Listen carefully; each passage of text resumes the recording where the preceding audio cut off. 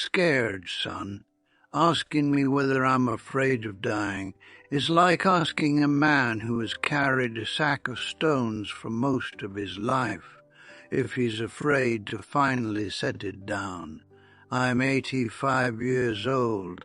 Do you know what that kind of living feels like?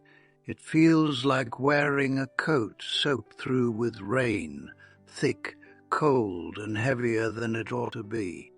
And I've been made to wear that coat for a long, long time. Every morning the Lord nudges me awake and says, "Leroy, put it on again." And with these stiff old hands I fasten every button. I drag that weight into the kitchen just to pour my coffee. I haul it with me from room to room, from sunrise to sundown.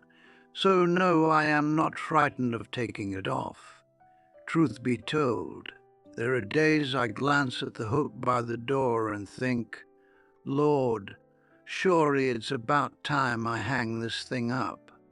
You see, the reason you're afraid, and yes, son, you are, I can see it all over you, is because your celebration is still going. You're 40 or 60. Maybe 80, your music is still playing. There are still voices you want to hear, places you still want to see, dreams still tugging at your sleeve. But me, my celebration wrapped up years ago. I'm just the one left behind, stacking the chairs and wiping down the table. Think on that. My wife has been gone many years now.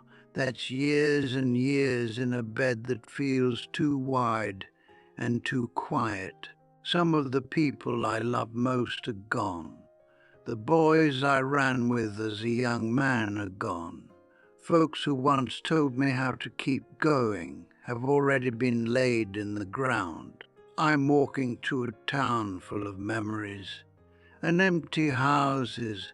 I see things nobody else sees, because I'm the only one left who remembers where they used to stand.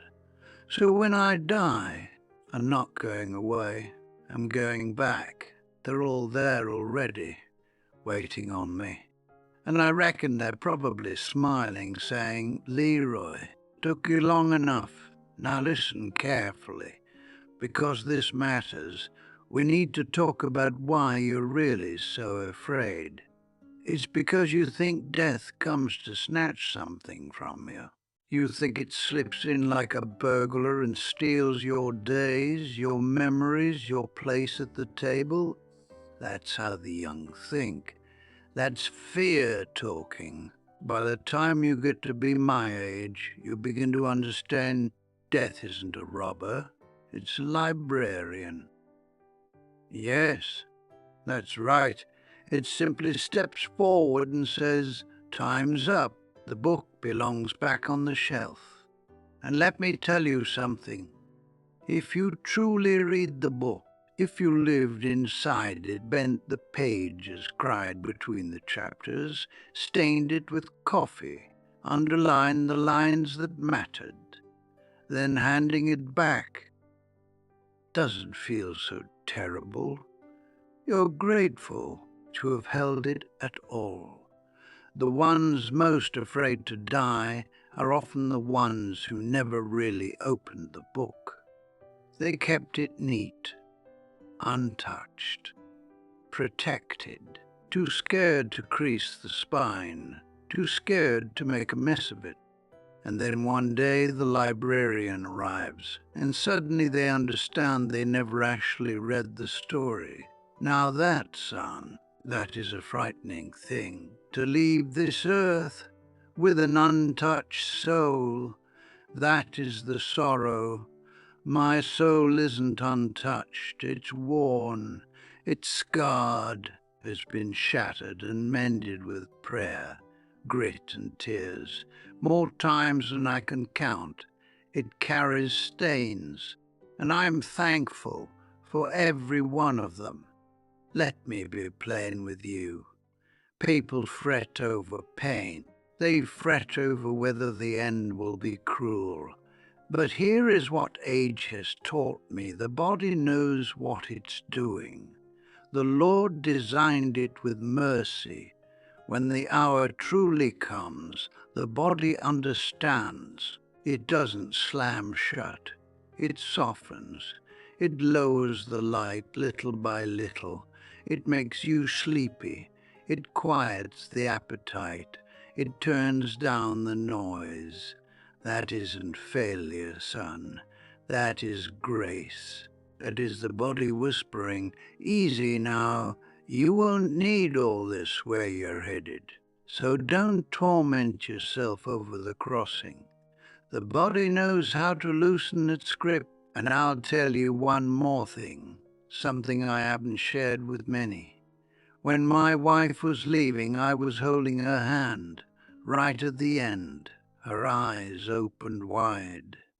Not with fear, with wonder. She looked like someone who had just discovered she had spent years dreading a door that opened into light. It was written all over her face, as if she wanted to say, "Leroy, if I had known it would feel like this, I would have wasted a lot less time being afraid." She saw something. I believe that with all my heart. And whatever she saw, it put the gentlest smile on her face. So why am I telling you all this? Not so you rush toward death. I'm telling you so you stop wasting life. The only reason I can sit here calm in the face of the end is because I poured myself out while I was here. I forgave who I needed to forgive. I said I love you so many times the people around me surely got tired of hearing it. I ate the cake. I wore the good suit. I did not save living for later. If you're frozen by the thought of dying, then somewhere deep inside you already know the truth. You haven't finished your living. You're clinging to grudges. Set them down. They're too heavy to drag to the grave. You're waiting for the right time. Son, look at me. I'm 85 years old. The right time does not arrive with a trumpet. The time is now. Don't make it to my age wishing you had spoken the words. Say them tonight. Don't make it to my age wishing you had taken the journey. Buy the ticket. Because when you finally reach the doorway, the last thing you want is to turn around asking, "What if?" No. You want to face forward and say, "I'm ready. I'm tired now. Talking costs me more breath than it used to. But when the day comes and you hear that Leroy has gone on, don't you sit there and mourn me like I lost something. You celebrate. Play some old music. Eat something sweet for me. Because I'm not gone. I just finally slipped off a pair of shoes that have been hurting my feet for years. I'll see you again. But don't you hurry. You take your time.